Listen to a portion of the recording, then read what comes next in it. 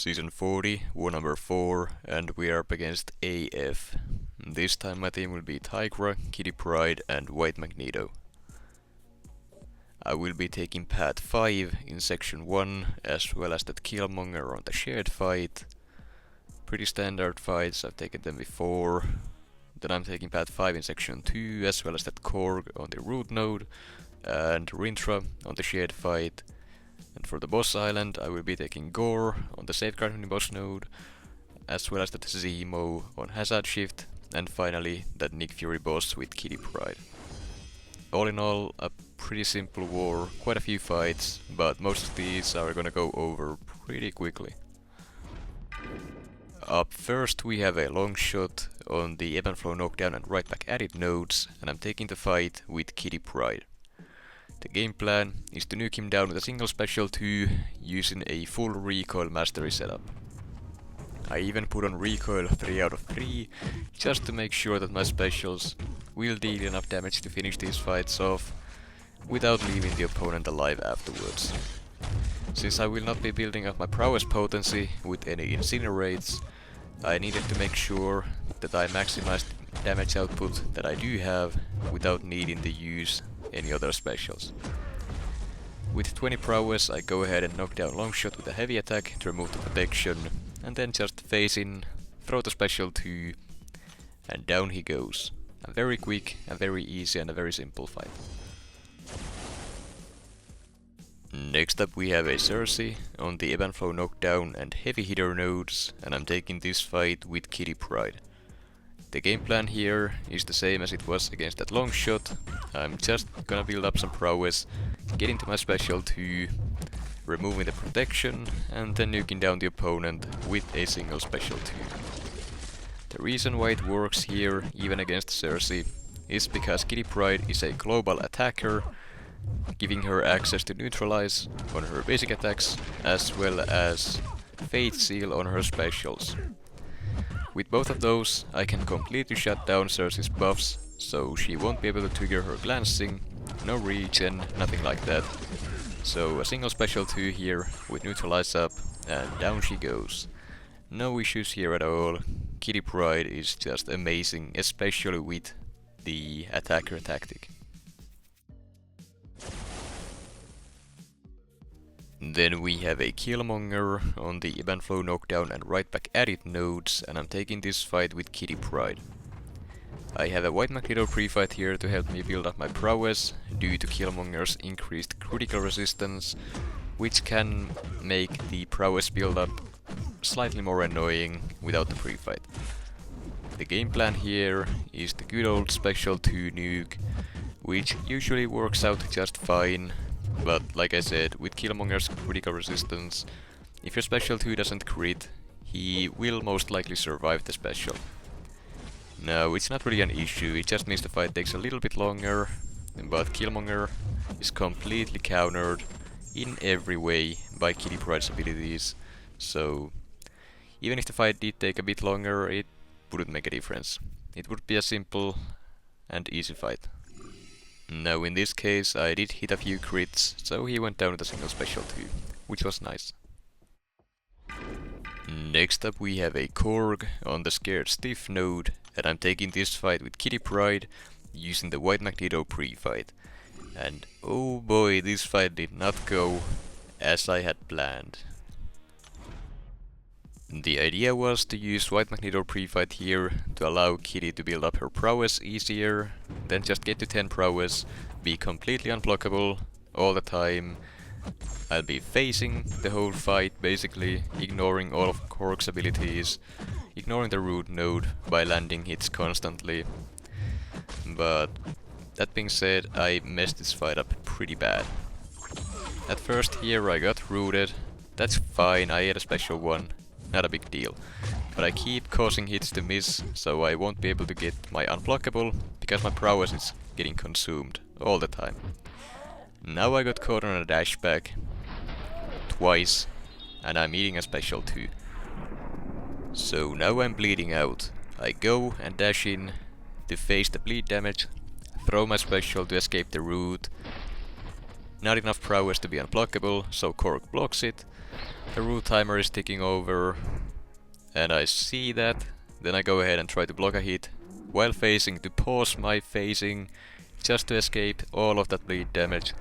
I bait a heavy, land a light attack just one frame before I get rooted again to escape the situation. And now I'm back in control. That was such a scary moment. I was so sure I would die there, but somehow I got away with it. Now, just to give a small spoiler, the rest of the fight goes down without any issues. But I just want to say that that recovery was probably the best one I have had in Alliance War so far. That was insane. From phase blocking the unblockable hit, to pause my phasing, to getting the light attack in just a frame before the root node triggered. I don't think I'm gonna be able to do anything like that ever again, and I got extremely lucky that I did pull that off. Anyways, this special 3 will finish the fight.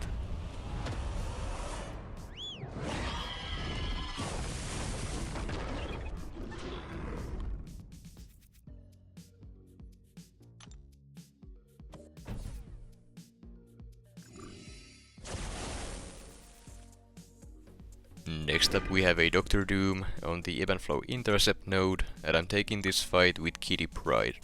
And I did use a White Magneto pre-fight here once again to help me build up prowess due to Dr. Doom's increased critical resistance. Pre-fight is not needed, but since I had one available, I figured that this would be the best place for me to use it. The game plan here is to do the good old special 2 nuke once again, which usually doesn't work out as well against Doom because of his critical resistance, but since I have the full recoil setup on, just 1 or 2 crits and the fight will go down. And just to make sure, I did phase that special 2 to get even more prowess before dropping the special 2, and now that was just overkill. The protection did come back before the last 2 hits there, but even then, he went down with quite a bit of damage left over as well. And on to the next fight, we have a Pryde on the Ebb and Flow intercept and mighty charge nodes, and I'm taking the fight with my own Pryde. The game plan here is the same good old special 2 nuke, which can be a bit annoying to pull off against Pryde because of her phasing. Now, since I don't have a champion that inflicts cowardice, I can't shut down her prowesses completely, so the way to play around her phasing is by baiting her special once and then blocking at least 1 hit of it. If her special doesn't make any contact at all, so if you completely phase it for example, she doesn't consume her prowess and then she will be able to keep phasing. So you always want to block at least 1 hit of it. That being said, the fight went down without any issues. Pryde is a very simple defender as long as you know how she works. Next up we have a Rintrah on the Ebb and Flow intercept and mighty charge nodes, and I'm taking this fight with Pryde. And most people who have been watching my war videos for a while have already seen this fight many times by now, and the game plan here is the same. I'm just gonna be baiting special ones, punishing them with my heavy attack to knock him down to remove his mystical charges, and that's about it. That is all there is to it. That is all you need to do against Rintrah, and that's why I will not be going into any more detail here. There simply isn't anything new to explain. It's gonna be a pretty long fight, so I will speed it up a little bit here for you. But yeah, this is all there is to it. Just to speed things up a little bit more, I will also be using specials, which I normally won't do with Pryde against champions that don't go down with a single special. But since I've taken this guy so many times, I know exactly how to fight him, how he works, and yeah, I don't see any risk in taking this guy with Kitty. That being said, he does go down without any issues. With my prowess already built up, I go for the intercept to remove the protection one last time, drop the big special 2, and down he goes. Still a pretty long fight, a little less than 2 minutes. I don't like taking that guy just because it takes so long. Then we have the one and only Tigra fight of this war, a Gorr on the safeguard mini-boss node. And the game plan here is to just nuke him down with a couple big special 2s, and that's about all there is to it. He can't trigger his regen because Tigra's neutralize applies first, so he can't go unblockable, and yeah, that's basically all there is to this fight. Now, I did not remove my recoil masteries for this one fight, because it does cost a lot of units, and I still do have a couple more kitty fights left that I do need my recoil masteries on for. That being said, it is also kinda risky to keep them on, especially with 3 out of 3 recoil, but it worked out. Gorr goes down without any real issues, and since this is a one and only Tigra fight for this war, I don't even need to heal up Tigra. Next up we have a Zemo on the Hazard Shift, Incinerate and Poison on the boss island, and I'm taking the fight with Pryde. Now this fight was the one that I was the most worried about out of all the fights in this war, for one simple reason. Whenever the opponent either shrugs off a debuff or is immune to a debuff, Zemo gains a big fury buff. And those fury buffs stack, and they last for as long as Zemo connects his next hit. Or I guess if they get nullified or otherwise removed. And if those fury buffs stack up, Zemo can very well take you down in a single hit, and that was what I was worried about. I did a lot of duels beforehand to make sure I can face block his special one when necessary to remove the furies in case he got too many of them. That is exactly what I do here. I did get a pretty strong bleed on me, but I can just face the damage whenever I need to, and that's about it. Now, all that being said, I completely forgot that Pryde inflicts neutralize, and that she has Fate Seal on her specials for being a global attacker. So basically I had nothing to worry about with Furies. I can remove them at any point by throwing a special, and my neutralize made sure that he didn't stack too many of them. I was worried for nothing, simply because I forgot that that was a thing. But at least I was prepared going in, prepared for the worst.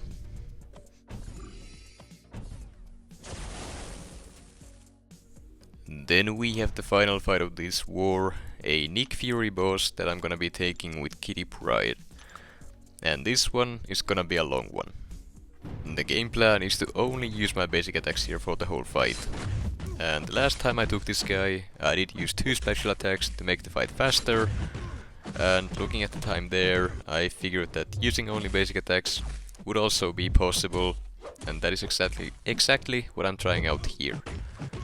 Now, before going in and taking Zemo and Nick, I did make sure that we were leading in time, everything was fine, so I wouldn't be risking losing the war by doing this. And I just wanted to make sure that it's actually possible in case I actually need to do that for one reason or another. So, since I have explained the Pryde against Nick Fury matchup many times in the past, I won't go into any details here. I'm just gonna let it play out, and there really isn't anything more for me to say. So I'll be back after this fight is done.